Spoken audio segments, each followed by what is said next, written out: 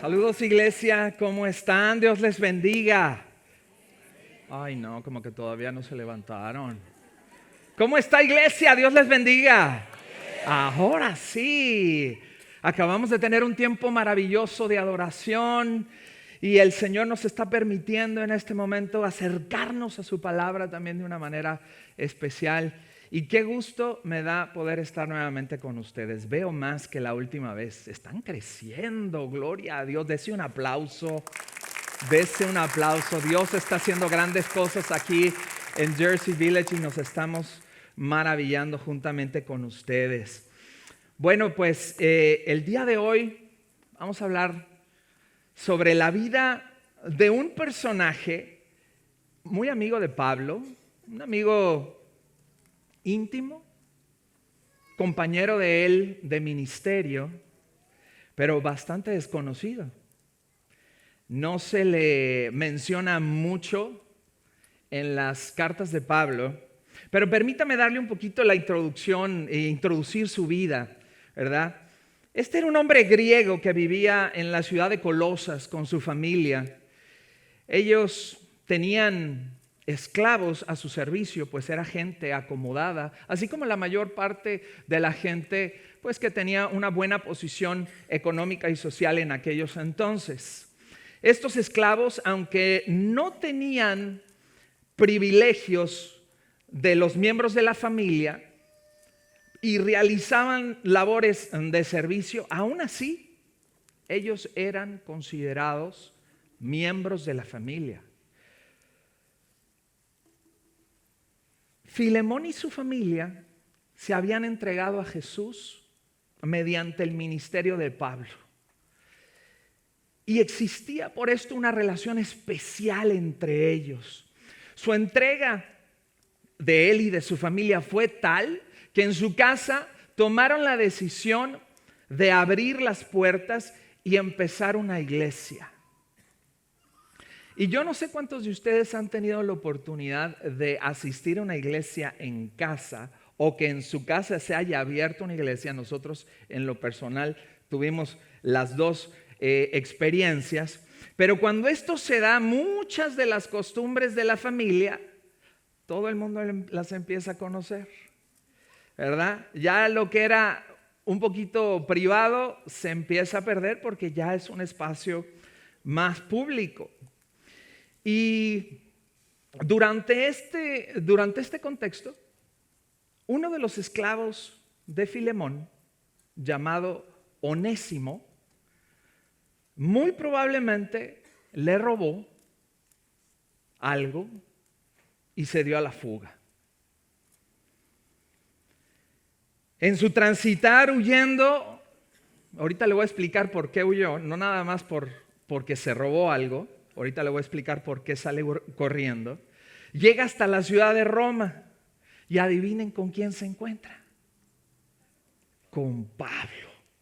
Y Pablo le comparte el evangelio, él se convierte y comienza a servir con él, comienza a ayudarle en la ciudad de Roma, en la iglesia, a servirlo, a apoyarlo en el ministerio que Pablo estaba llevando a cabo, pero en un momento, bajo alguna circunstancia que no tenemos muy clara, Pablo se llega a enterar del pasado de Onésimo.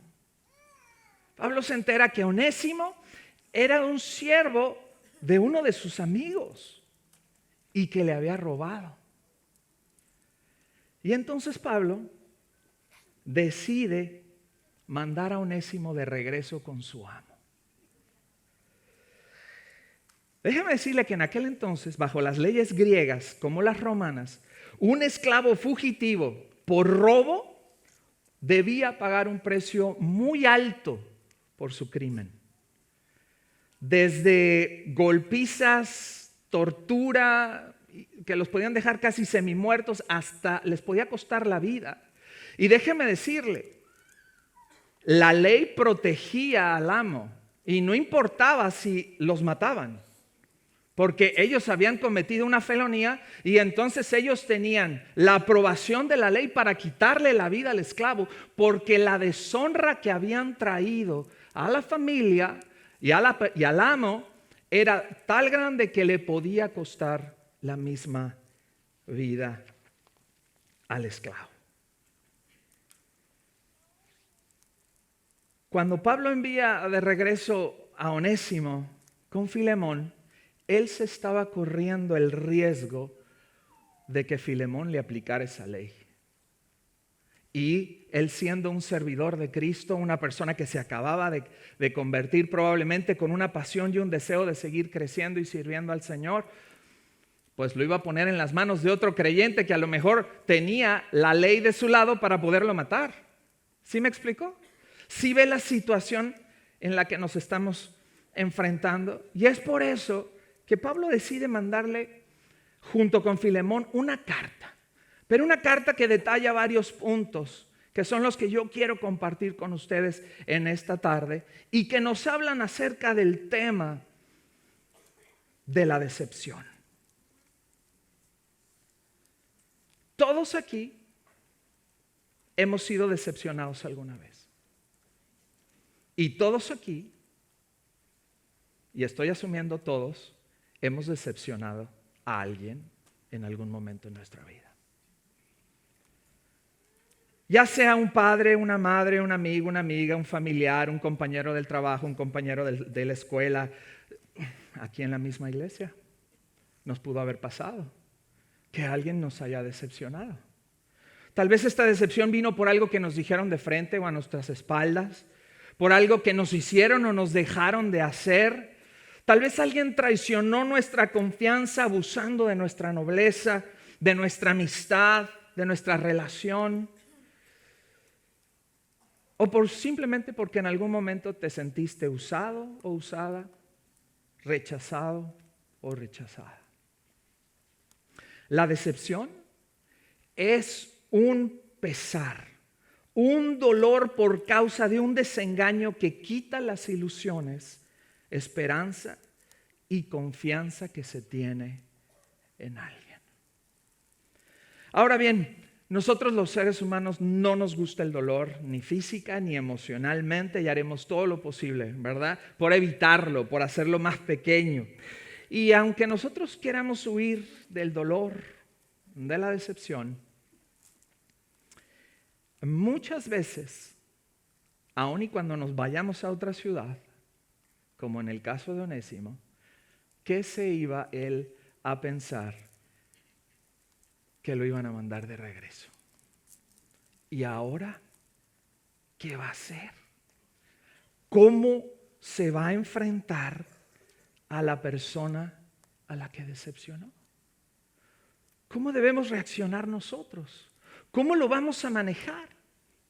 Y por eso hoy queremos contestarnos una pregunta: ¿cómo debo relacionarme con la persona que generó una desilusión menor o aquella que provocó la mayor devastación en mi vida? Vamos a leer los versículos del 1 al 3 de Filemón para iniciarnos en el tema. Y el versículo 1 dice: yo, Pablo, prisionero por predicar la buena noticia acerca de Cristo Jesús, junto con nuestro hermano Timoteo, les escribo esta carta a Filemón, nuestro amado colaborador. Algo que me llama mucho la atención y quiero que usted lo vea ahí en el versículo 1, es que es Pablo. Él dice: yo, Pablo. Pablo mismo está escribiendo la carta.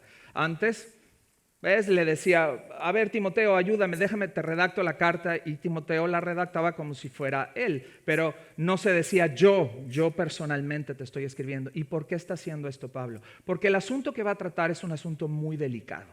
Es un asunto personal. Es un asunto donde la vida de una persona depende. Y Pablo no podía correrse el riesgo de que alguien adicional a su persona tomara el tiempo para escribir esta carta. Ahora, él se presenta como prisionero por predicar la buena noticia acerca de Cristo Jesús. En la mayoría de las cartas de Pablo, él se presenta Pablo, apóstol de Cristo. ¿Se acuerda de eso? Pablo, apóstol de Cristo, diciendo: yo tengo una autoridad dentro de la iglesia, tengo cierta posición y por eso vamos a hablar de los siguientes temas. Aquí se presenta como prisionero de Cristo, de una manera mucho más humilde, de una manera donde inclusive él se pone en una situación de desventaja. Yo no estoy libre, estoy prisionero, estoy en la cárcel. Literalmente él se encontraba en la cárcel en ese momento. Y le está diciendo, estoy prisionero por la causa de Jesús, por lo que estoy haciendo por Cristo. Esto es a donde servir a Dios me ha llevado, ¿verdad? Y esto es importante tomarlo en cuenta porque es parte del contexto con el que el Pablo le va a hablar a Filemón. Ahora, como siempre, presenta a Timoteo, que es su compañero en las misiones, ¿verdad? Y le está escribiendo esta carta a Filemón, nuestro amado colaborador. En primera instancia, nos menciona a él como un amado colaborador, y esto él solamente se lo dice a gente con la que él ha trabajado de cerca. No todos son sus amados colaboradores, muchos son colaboradores nada más, ¿sí? ¿Verdad? O siervos o cosas así, pero aquí él le dice amado colaborador, o sea, tú eres alguien cercano a mí. No eres ajeno, no nos conocimos ayer, tenemos historia, hemos trabajado, hemos caminado juntos. Entonces, ¿sí ve cómo Pablo está metiendo elementos personales de una relación existente entre ellos? Luego, en el versículo 2, dice que también le escribe a nuestra hermana Apia, a Arquipo, nuestro compañero en la lucha, y a la iglesia que se reúne en tu casa. ¿Por qué tantas personas? ¿Y qué tienen que ver todas estas personas en el tema que se va a tratar? Bueno, Apia, no Apio, Apia era su esposa, la esposa de Filemón. Arquipo era el hijo de Filemón. Y lo menciona como nuestro compañero en la lucha porque según Colosenses 4:17, él tenía una posición ministerial de liderazgo en la iglesia de Colosas, en la iglesia a los colosenses. Entonces, por eso es que él le menciona como compañero en batallas. Él tenía una posición, era como el pastor. Le está diciendo, Filemón, a ti, a tu esposa, a tu hijo que es el pastor de la iglesia y a la iglesia también. No nada más a ti, aunque la carta va dirigida o enviada a ti, es para ti y para todos los que están cerca. ¿Por qué? Porque cuando tú abres una iglesia en tu casa, las cosas que pasan ahí les afectan a todos. Y entonces la deshonra que había traído Onésimo cuando le roba algo a Filemón, le afectó a Filemón, le afectó a la esposa, le afectó a su hijo, que es el pastor de la iglesia, y le afectó a la iglesia también. Versículo 3 dice que Dios nuestro Padre y el Señor Jesucristo les den gracia y paz. Pablo utiliza esta frase gracia y paz prácticamente en todas sus epístolas. Pero aquí tiene una connotación diferente. Aquí no, él dice que Dios y Jesús les den paz. Él está pidiendo, él está como orando, él está como diciendo que el ambiente de lo que vamos a hablar esté rodeado de la gracia y de la paz del Señor, y que Él sea el que ponga esto en tu corazón, en el corazón de tu esposa, de tu hijo y de la congregación. Estoy pidiéndole al Padre y al Señor Jesucristo por paz y gracia para ti y los tuyos y la iglesia. En las otras epístolas él dice, gracia y paz sea a vosotros, sea sobre vosotros, y ya está, como un buen deseo. Aquí no, aquí es una palabra de oración en medio de la presentación de la carta. Y es aquí donde yo quiero llegar. Esta es la parte fundamental de la carta a Filemón. ¿Por qué? Porque ¿cómo nosotros vamos a relacionarnos con las personas que nos han hecho daño? Pablo dice, antes de pensar en lo que vas a hacer, pide a Dios por gracia y por paz. Punto número 1, pedir a Dios por gracia. Cuando nosotros reaccionamos a la decepción, ¿cómo reaccionamos? Empezamos a hablar de más. Hay personas que se van al alcohol, ¿verdad? Ahogan su pena en alcohol, en algún vicio, en algo que les dé escape de ese dolor que han sentido por la decepción. Una reacción natural también es ofender. Me hiciste algo, yo te lo regreso verbalmente, hasta de todas las maneras posibles. Grito, golpeo, puedo aislarme también. No quiero saber nada de nadie. Quiero vivir mi pena solo. No quiero oír a nadie. No quiero escuchar. Y tal vez devolviéndole mal por mal.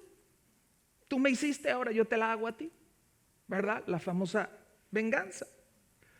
Por eso es que Pablo pide por gracia a Dios y a Jesucristo. Versículo 3 dice que Dios nuestro Padre y el Señor Jesucristo les den gracia y paz. La palabra griega que Pablo utiliza aquí es la palabra charis, que significa la influencia divina en el corazón y su reflejo en la vida.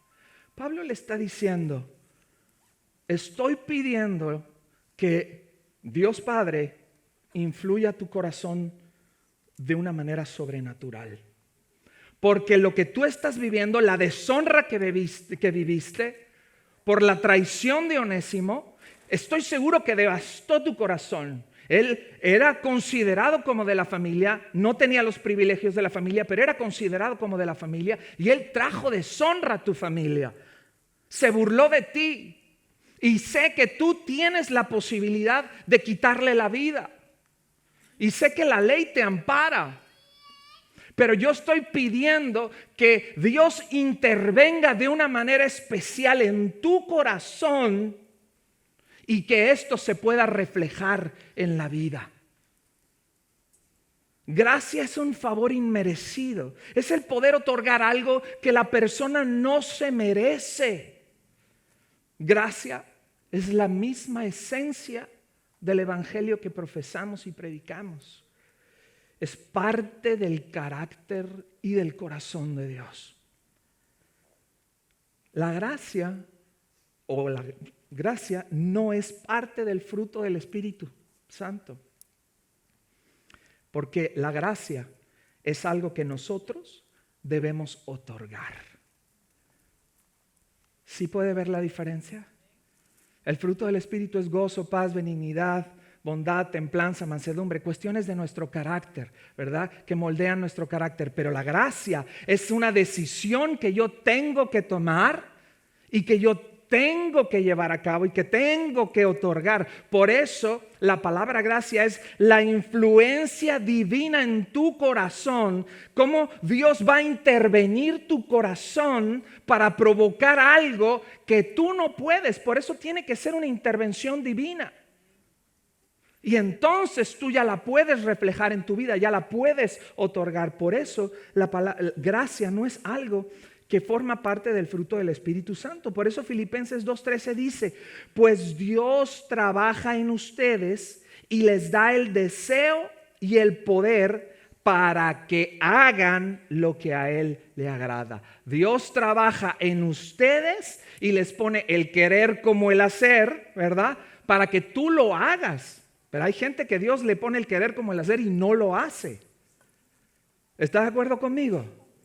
Sí pasa. Entonces no es algo instantáneo, no es algo automático. Es algo que se trabaja mediante la influencia de Dios en nuestra vida, que es un proceso donde Dios empieza a trabajar en nuestro corazón y nos da el ánimo, nos da la nueva perspectiva para poderlo hacer y llevar a cabo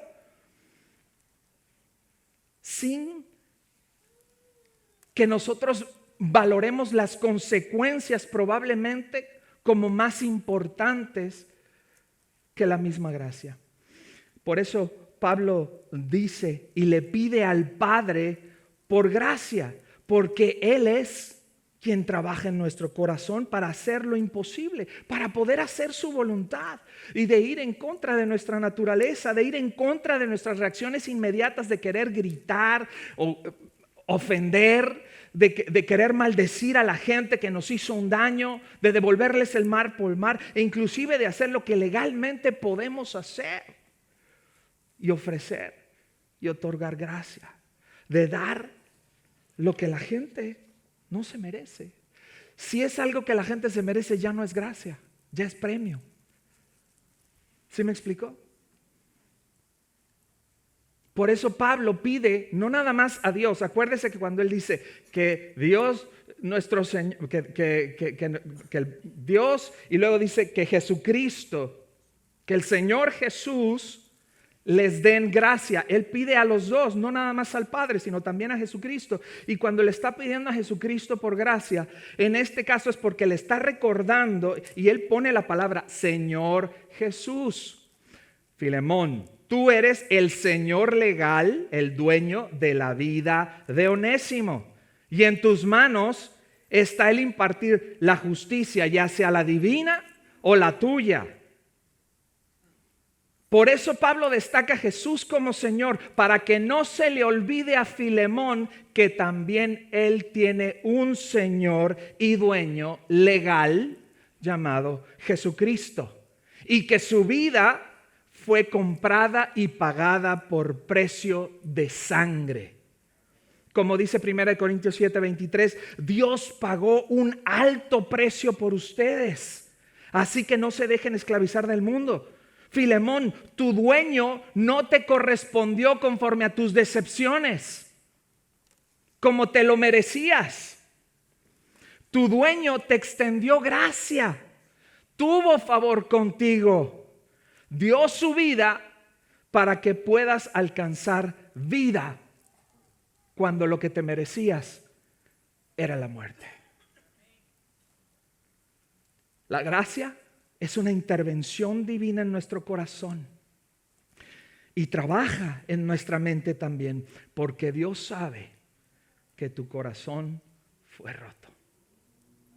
Dios sabe que tu corazón sufrió un dolor muy grande, que tu corazón probablemente ha preferido aislarse, encerrarse y tratar de olvidar todo, mitigar esos recuerdos del dolor de la decepción.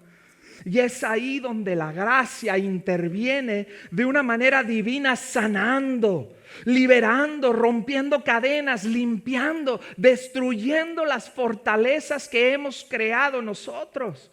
Y nos restaura y reconstruye y levanta tu cabeza una vez más. Abraza tu corazón y le da ánimo a tu vida nuevamente. Ese es el poder de la gracia. Por eso Pablo pide por gracia. Pero también pide por paz. Cada vez que alguien nos decepciona, o cuando nosotros decepcionamos a alguien, se abre un capítulo emocional extremadamente fuerte e intenso. Y como comentamos, las reacciones pueden variar y pueden llegar desde el silencio y aislamiento hasta gritos, ofensas y provocaciones.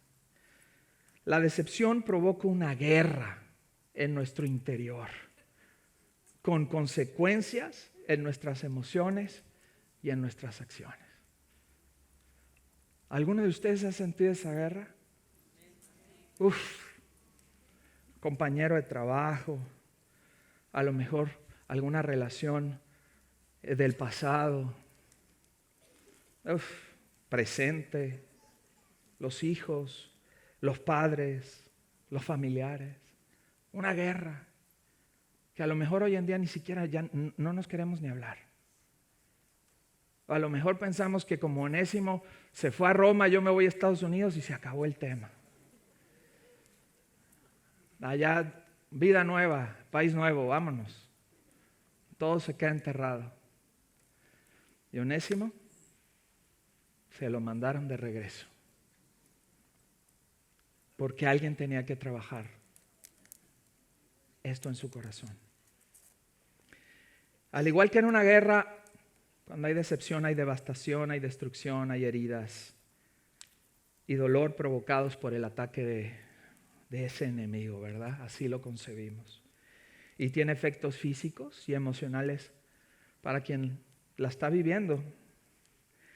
La palabra griega que utiliza Pablo para paz es la palabra eirene. Eirene, que en uno de sus significados más destacados quiere decir unir. Fíjese qué curioso. La palabra paz significa, en uno de sus significados, es unir, es armonizar. También se puede definir como la relación de armonía entre las personas sin enfrentamientos y sin conflictos. Y esto es precisamente lo que Pablo estaba suplicando que Dios trajera a la vida de Filemón y que Filemón estuviera consciente.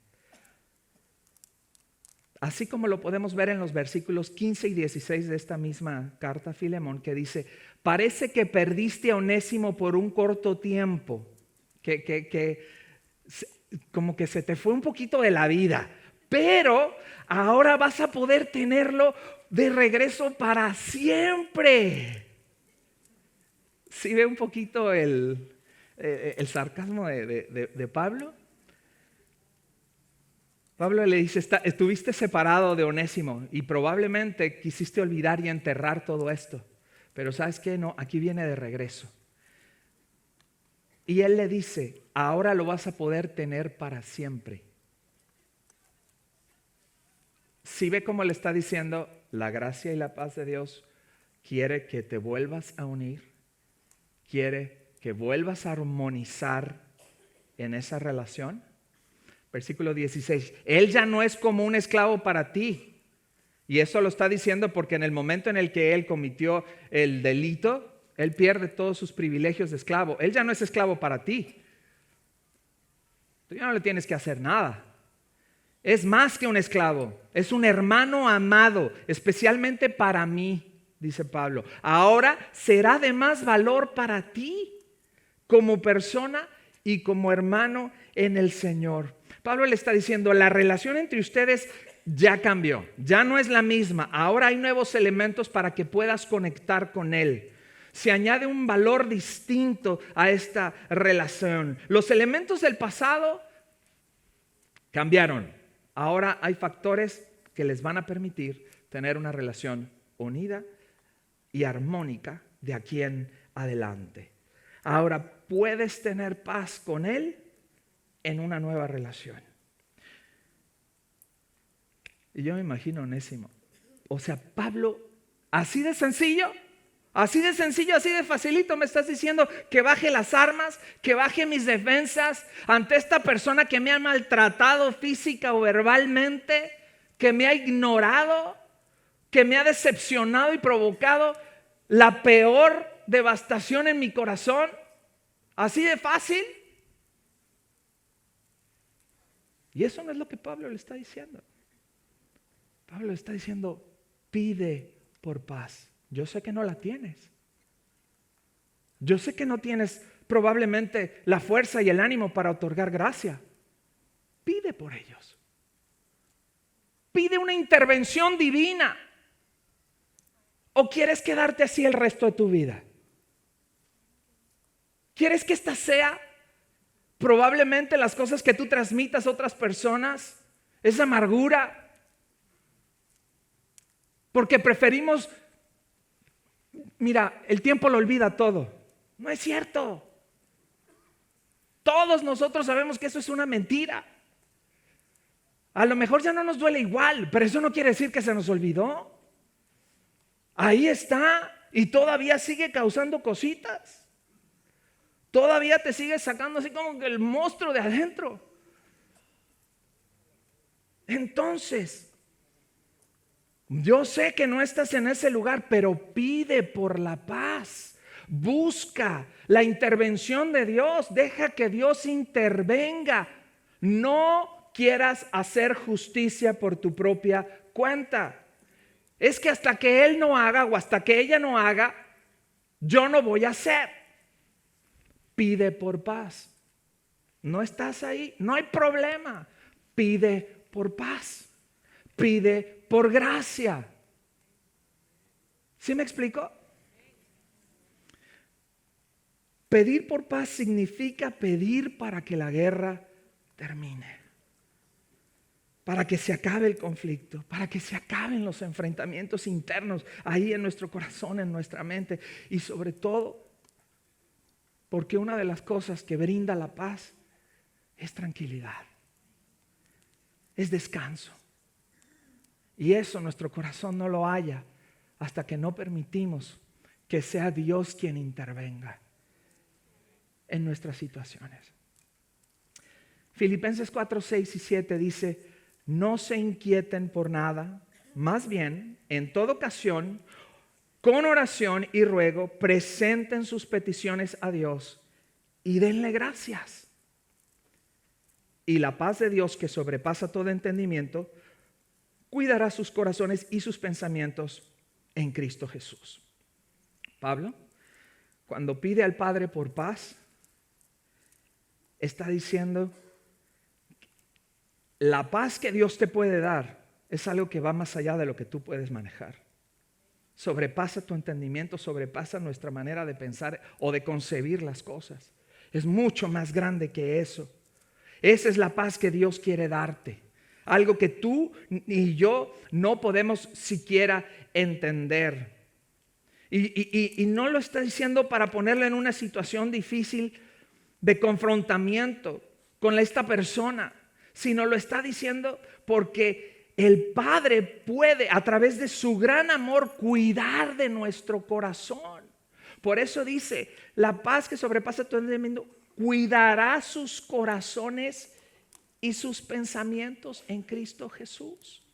La paz lo que va a hacer es cuidar tu corazón, es cuidar tu mente, tus pensamientos.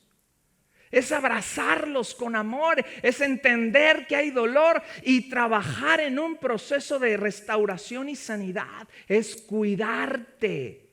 Cuando pides por paz, estás pidiendo el cuidado de Dios para tu corazón, para tu vida.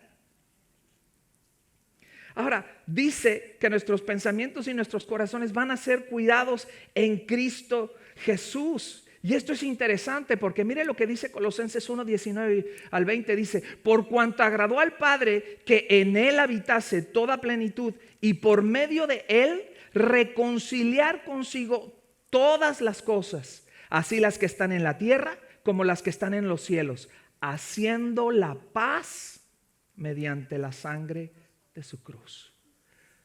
Dios va a cuidar tu corazón, y en Cristo, quien reconcilió todas las cosas, vas a poder caminar y avanzar en un proceso de reconciliación. Él es quien va a traer la unidad y la armonía a toda la circunstancia. Él es el que trae la paz a tu corazón roto, a lo que estaba separado, y lo vuelve a ser uno. Y esto fue el deseo del Padre. Isaías 53:5 dice: Él fue traspasado por nuestras rebeliones y molido por nuestras iniquidades. Sobre Él, sobre Jesús, se está refiriendo a Jesús, recayó el castigo, precio de nuestra paz. El precio que se pagó por esa paz que sobrepasa todo entendimiento, por esa paz que puede cuidar y guardar tu corazón en Cristo Jesús, fue un precio muy alto. Fue la vida misma de Jesucristo. El precio de nuestra paz recayó sobre de Él. Por eso Pablo pide al Señor Jesucristo para que nosotros podamos entender y dimensionar que por sus heridas, que son sus heridas las que producen sanidad en las nuestras. Su quebranto es lo que nos produce y nos abre un camino para la restauración. Y gracias a sus heridas es que nosotros encontramos sanidad. Con esto cierro. Los últimos versículos, de los últimos versículos de la epístola de Filemón, de la carta a Filemón, versículos 17 al 19, dice: así que si me consideras tu compañero, recíbelo a Él como me recibirías a mí. Si te perjudicó de alguna manera o te debe algo, cóbramelo a mí. Yo, Pablo, escribo esto con mi propia mano. Yo te lo pagaré. Y no mencionaré que tú me debes tu propia alma.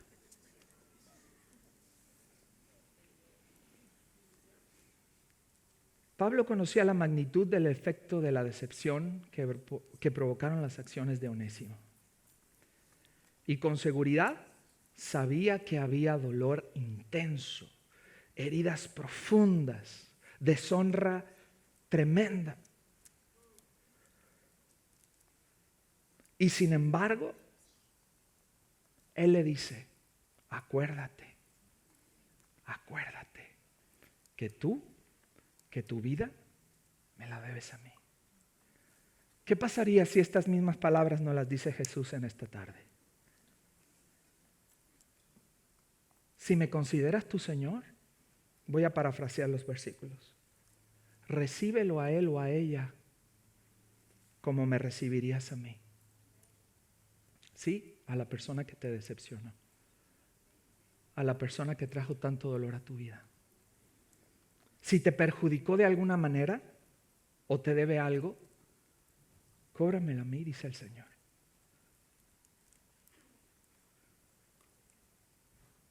Yo te lo voy a pagar. Pero no olvides. Bueno, no lo voy a mencionar, pero lo voy a decir. No te acuerdes que tu vida me pertenece a mí. Y que de la misma manera en la que tú me decepcionaste a mí, yo te recibí. Quiero que tú recibas a los demás.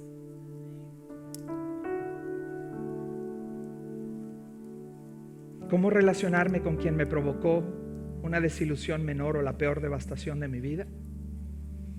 Pidiéndole al Padre por la gracia, por su intervención divina. Pidiéndole al Padre por su paz, porque nuestro corazón y nuestra alma se encuentre cuidada en los brazos de Cristo y podamos encontrar un camino para la armonía nuevamente. Que Dios nos dé fuerza y el valor para pedir por gracia y por paz. Vamos a orar. Postrados ante ti, Señor, reconocemos nuestra gran incapacidad humana para poder solucionar a veces los conflictos, a veces el dolor que provoca una situación de decepción y de desilusión. Por eso estamos hoy ante tu presencia, Señor, con una oración sencilla. Trae tu gracia sobre nosotros. Trae tu paz sobre nuestro corazón.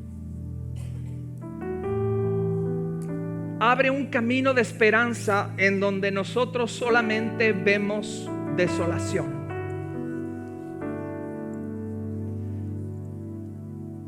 Abre una puerta para el cambio, donde nosotros solamente podemos ver soledad.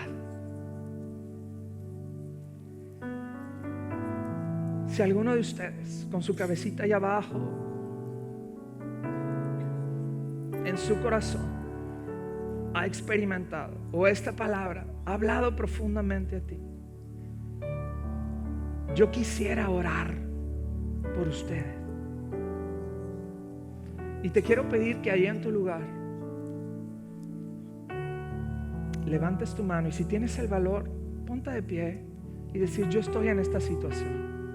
Yo necesito la gracia y la paz de Dios porque he sido decepcionado, desilusionado y todavía esto me sigue pesando. Yo quiero orar por ti. Gloria a Dios. Dios te bendiga. ¿Habrá alguien más? Dios les bendiga. Puede ponerse de pie para que los pueda ver. Dios les bendiga.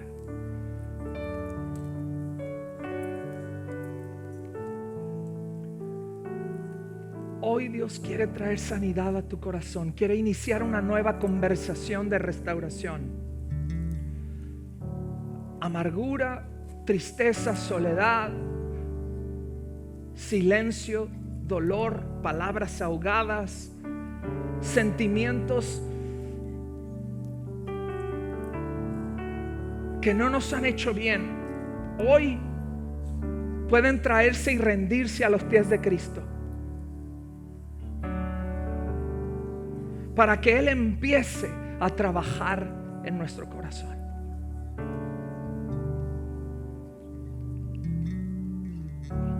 Padre, en el nombre de Jesús, mira nuestros corazones, de todos los que nos hemos puesto de pie, Señor. Mira nuestras emociones, Señor, que han sido afectadas. Señor, mira, Señor, el dolor con el que hemos caminado probablemente por tantos años y que no hemos podido hallar paz ni tranquilidad en esta circunstancia. Y tal vez relaciones cercanas, muy queridas, se han roto, Señor, por un problema de decepción. Y hay distancia de por medio y tal vez años sin hablar. Tal vez ni el deseo de verse cara a cara. Pero hoy, Señor, tú nos hablas y nos invitas a que pidamos por gracia y por paz. Y yo te pido, Señor, en el nombre de Jesús, que todos los que tomaron el valor de ponerse de pie, Señor, que tú inyectes, que tú intervengas en sus vidas de una manera especial, de una manera divina, trayendo consuelo, trayendo un abrazo, trayendo palabras de amor, trayendo palabras de esperanza, de restauración, de nuevas posibilidades, trayendo palabras de gracia y paz, trayendo palabras, Señor, de armonía, de unidad, de unificación, y que podamos empezar a transitar en un camino, en un proceso donde mediante nuestra rendición a ti constante de todos y cada uno de estos momentos de gran dolor, podamos empezar a ver la luz de la salvación, de la libertad, de la restauración, de la sanidad en nuestros corazones y en nuestra alma. Y es por eso, Señor, que hoy te cantamos de esta manera. Gracias por participar del servicio a través del internet. Esperamos que la experiencia de hoy haya alentado y desafiado su mente y corazón. En Champion Forest nos apasiona ayudar a las personas a conocer a Dios, a crecer en su relación con Él y con los demás, mientras todos, como cristianos, hacemos una diferencia en el mundo. Nos encantaría tener la oportunidad de hablar y orar con usted. Le invitamos a que ingrese a championforest.org/conectar para que podamos estar en contacto. Y por supuesto, esperamos con ansias el momento de poderles saludar en persona en una de nuestras sedes.